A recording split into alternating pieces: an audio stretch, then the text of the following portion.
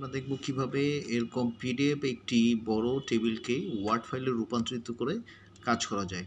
তো ভিউয়ার্স চলুন দেখে নেই।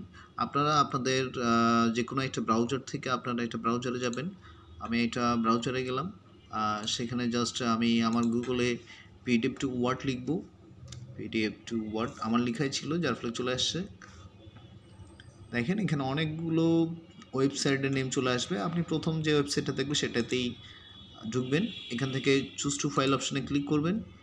যে ফোল্ডারে রেখেছেন সে ফোল্ডারটা ওপেন করবেন, বা তারপর থেকে সেই ফাইলটা সিলেক্ট করবেন। সিলেক্ট করে ওপেন বাটনে ক্লিক করবেন। একটু সময় নিচ্ছে, এটা ওয়েবসাইটের নেট স্পিডের উপর ডিপেন্ড করবে আপনার কতক্ষণ সময় লাগবে। ওকে, তো ডাউনলোড অপশানে আমরা ক্লিক করব। এবার ওপেন বাটনে ক্লিক করব।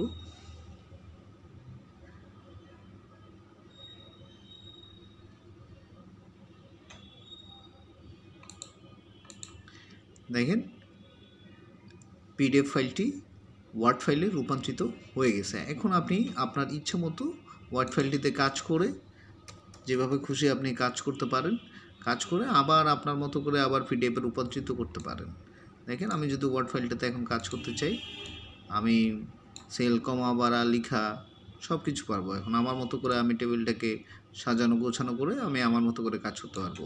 তো হ্যালো ভিউয়ার্স, এভাবে আপনারা কাজ করতে পারেন।